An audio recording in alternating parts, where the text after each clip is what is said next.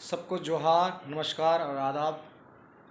और आप लोग देख रहे हैं द बेसरा ब्लॉग। और बेसरा ब्लॉग देखने वाले तमाम दर्शकों को मेरी ओर से हार्दिक स्वागत है, अभिनंदन है, जोहार है। और बहुत दिनों के बाद आज मैं वीडियो बना रहा हूँ। और वीडियो बनाने का मकसद एक ऐसे इतिहास के पन्ने को पलटने का जो शायद आप लोगों ने कहीं ना सुनी है ना कहीं पढ़ी है।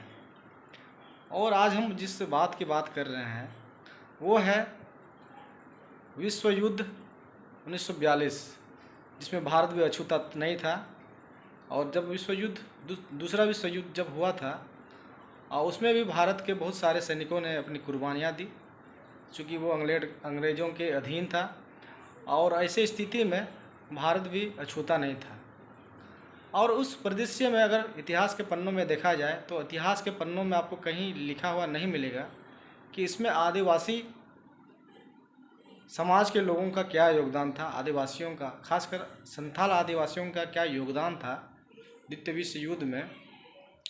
उस चीज़ को जानने के लिए हमारे पास बहुत ही बुजुर्ग और जानकार व्यक्ति जो खुद रिटायर्ड शिक्षक भी रह चुके हैं, उनके माध्यम से हम लोग जानने का प्रयास करेंगे कि उनने क्या देखा और उसने क्या जानते हैं उसके बारे में, और हमारे आदिवासी संथाल आदिवासियों का क्या योगदान है द्वितीय विश्व युद्ध में।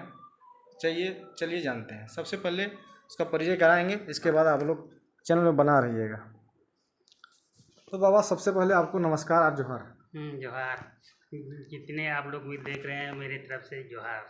हाँ, बहुत दिन के बाद आपको फिर से मैं इंटरव्यू में लाया हूँ और काफ़ी खुशी हो रही है आपको फिर से एक बार देखते हुए। अच्छा, ठीक है। तो आप सबसे पहले अपना नाम बताइए दर्शकों को। मेरा नाम रमेश टुडू है, रिटायर्ड टीचर हूँ। अभी मैं बहुत एजेड हो गया हूँ। Very good. अच्छा, ये आप दुमका में रहते हैं, सबको पता है। मैं भी दुमका से वीडियो बनाता हूँ और पिछले 2-3 वीडियो भी साथ में बाबा के साथ मैं शूट कर चुका हूँ। तो आप जो बता रहे थे हमको, जब कैमरा ऑन नहीं हुआ था उसके पहले, कि हमारे आदिवासी लोग भी द्वितीय विश्व युद्ध में शामिल हुए थे, क्या ये बात सही है? बिल्कुल सही है। मैंने जो देखा है और जिन लोगों जो उसमें काम किए थे, वॉलंटियर का काम किए थे, उस लड़ाई में आदिवासी लोग जैसे सब लोग, सिर्फ हम लोगों के एरिया में संताल ही उसमें शामिल हुए थे।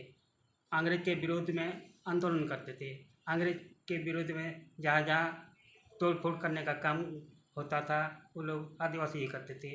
उन लोगों को लाल कपड़ा दिया गया था।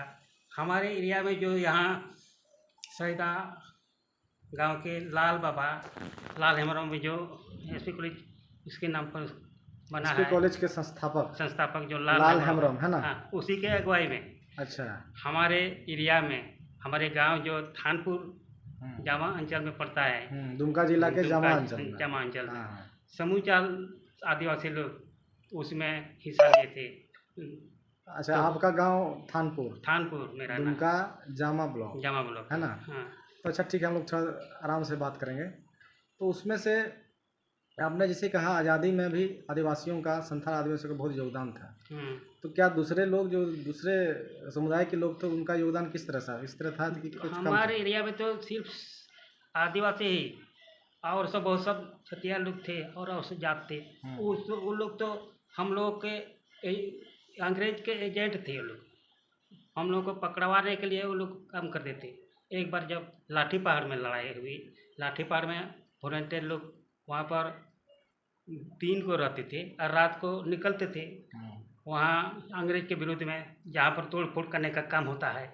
तो वहाँ पर विरोध जताने का काम रात को करते थे और दिन में लाठी पहाड़ में रहते थे।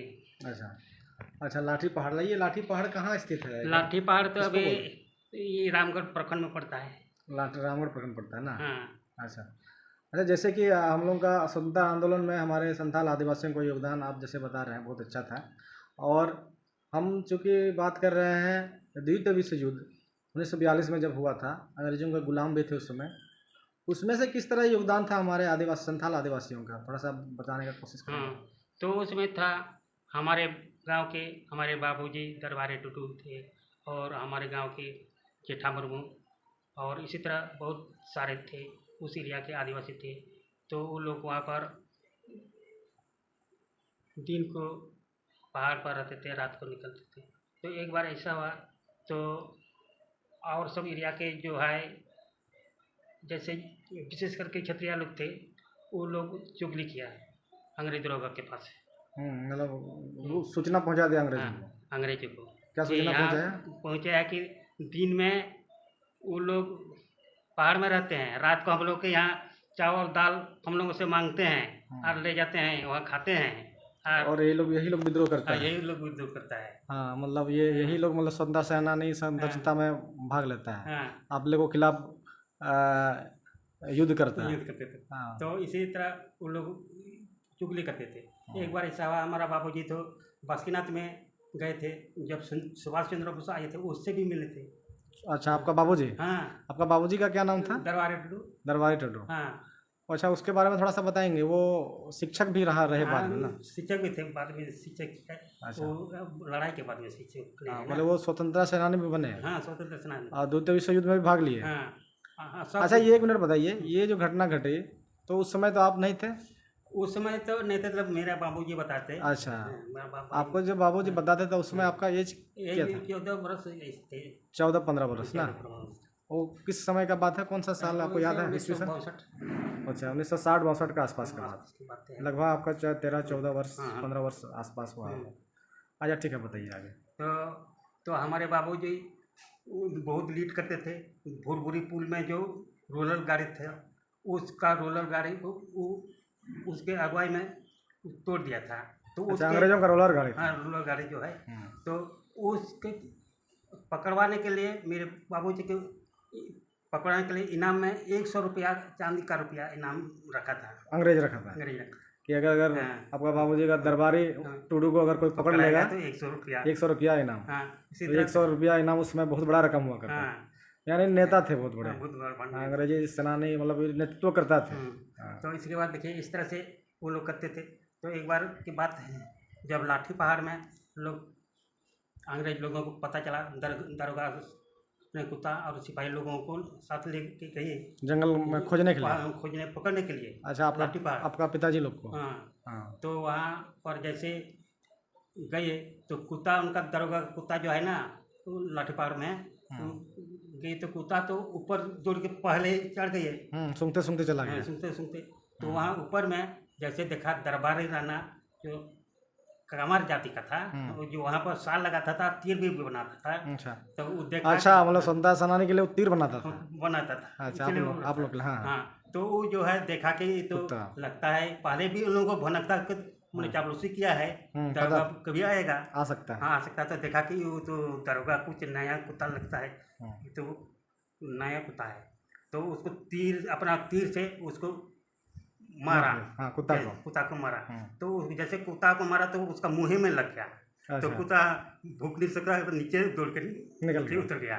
तो दरोगा लग तो पता चल गया यहाँ पर जरूर है। तो वो लोग अपना सिपाही के साथ जो है बंदूक लेकर के जो है ना, गोली चलाते चलाते ऊपर चढ़ने लगा, खोजने के लिए पकड़ने के लिए। तो उस समय मेरा गांव का जो था जेठा मुँह था, वो देखा कि एकदम पर आवाज आ रहा है बंदूक चलने का, गोली का आवाज रहा। तो अपना छिपने के लिए एक पेड़ के बगल में वो जा रहा था छिपने के लिए। तो जैसे वो जा रहा था उसके बगल से गोली पार हो गया, साए करके आवाज किया। बाप रे। हाँ, तो देखा तो एकदम देखा तो डर लग गया, ये हमको मर जाते हम। तो देखा नीचे तरफ हुलो करके थोड़ा सा देखा फाँक था, देखा कि नीचे में एक दरोगा वो खड़ा है बंदूक लेकर के।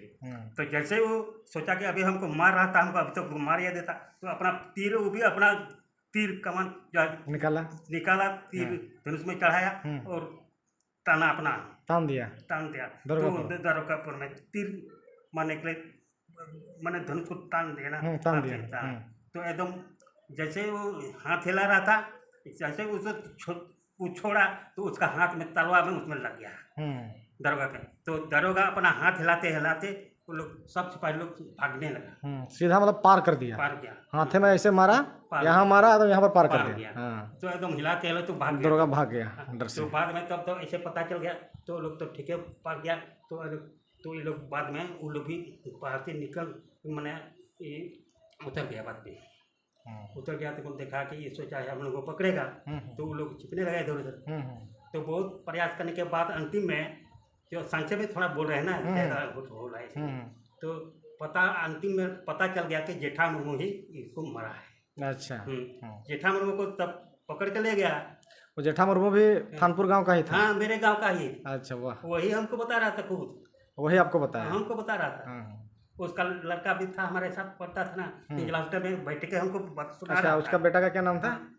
दशरथ मुर्मू। दशरथ मुर्मू। हाँ, और उसका पिता का नाम जेठा मुर्मू। तो पकड़ के ले गया साहब के पास। तो साहब पूछा क्यों इसको मारा? तो जेठा मुर्मू बोल रहा है वो पहले हमको मारा तो हम अपने जान बचाने के लिए उसको हम मारे। तो बाद में बोला कि, तो साहब बोला ठीक है। तो बाद में आदेश दे दिया ठीक है इसको दमुल किया जाए। तो हमको काला पानी में कहा, बोला जेठा मुर्मू का, हमको काला पानी हमको भेज दिया। जेठा मुर्मू बोला काला पानी का सजा, काला पानी सजा वहाँ पर अंडमान निकोबार काला पानी। वहाँ पर कहा कि जो वहाँ पानी है, समुद्र है, वहाँ जो है सिर्फ 3 अंगुल के ऊपर ही पटरी रखा हुआ था, कुछ बनाया हुआ था। और हमको नाव से वहाँ पर हमको ले करके उल्टा बांध करके रख दिया, छोड़ दिया। 3 दिन तक हमको रखा, ऐसे बोला। तो इसके बाद 3 दिन के बाद कोई सांप बिच्छू मगरमच्छ ये सब नहीं खाया, कुछ नहीं खाया, बच गए। तो हम निकल गए। बाद में हमको छोड़ दिया इसी तरह से। मतलब उसका किस्मत अच्छा था कि उसको कोई मछली भी नहीं खाया, मगरमच्छ भी नहीं खाया, सांप भी नहीं काटा। इसके चलते एक बार उसको खाना देता था और उल्टे दिन में एक बार खाना था और उल्टा बांध करके रखता था। तो कहा कि जो यदि पाप किया है तो कोई खाएगा, नहीं पाप किया तो नहीं खाएगा। तो हम इस तरह बोला कि हम बच गए और आ गए। हाँ, इसी तरह हम लोग का जो है सही बात है। तो दोस्तों देखिए, आप लोग ने जैसे सुना बाबा के माध्यम से कि किस तरह से योगदान था और किस तरह से अपने स्तर से भरपूर लड़ाइयाँ लड़ी अंग्रेज़ों के खिलाफ। और द्वितीय विश्व युद्ध के दौरान भी इस तरह के बहुत सारे किस्से हैं बाबा के पास, जो आप लोगों को हम कभी फिर बताएंगे। और चूँकि इस तरह का जो कहानियाँ हैं ये आपको किताब में मिलेंगी नहीं। इस तरह के बहुत अनटोल्ड हीरो हैं आज़ाद भारत के, जो इतिहास के पन्नों में दर्ज नहीं हो सका। और इतिहास के पन्नों में दर्ज नहीं होगा उसके बहुत सारे कारण हैं, क्योंकि बहुत सारे इतिहासकार को इसके बारे में पता भी नहीं था कि किस तरह से कि हमारे आदिवासी लोग भी किस तरह से योगदान दिए अपने देश को आज़ाद करने में और आज़ादी दिलाई। और द्वितीय विश्व युद्ध में भी इसका योगदान था। जैसे इस गांव से दुमका के जामा ब्लॉक के थानपुर गांव के से बहुत बड़े बड़े योद्धा भी निकले, जो आप लोगों को पता नहीं, लेकिन ये हकीकत है, ये आंखों देखा हाल सुनाया गया। और ये छोटा सा कहानी आप लोगों को कैसा लगा? कहानी ये हकीकत है। अगर इसको सरकार चिन्हित करती और ये लोग प्रयास करते तो निश्चित रूप से हम लोग इतिहास के पन्नों में ऐसे वीर सपूतों की कहानी हम लोग पढ़ा करते। और आप लोगों को ये छोटा सा कहानी इतिहास के पन्नों में जो दर्ज होना चाहिए, ये आप लोगों को कैसे लगा? उम्मीद है आप लोगों को अच्छा लगा होगा। आप लोग कमेंट करके बताइएगा आप लोगों को ये कैसा लगा। उम्मीद करते हैं आप लोगों को ज़रूर अच्छा लगेगा। और ऐसे ही कुछ इतिहास के पन्नों में आप लोगों से पुरानी बातों, पुरानी कहानियों इतिहास के पन्नों में आप लोगों को वापस पलटने का कोशिश करेंगे। जो लिखित आपको मिलेगा नहीं, लेकिन निश्चित रूप से ये जो कहानी है ये कहानी नहीं, बिल्कुल हकीकत बयां करती है। और ये वीडियो आप लोगों को कैसा लगा? उम्मीद करते हैं आप लोगों को अच्छा लगा होगा। तब तक बाबा आपको बहुत बहुत धन्यवाद। मेरे दर्शकों को आपने बहुत अच्छी कहानियाँ बताई। और हाँ, और ये जो इतिहास जो आपने बताया ये निश्चित रूप से हमारे लिए गौरव करने की बात है।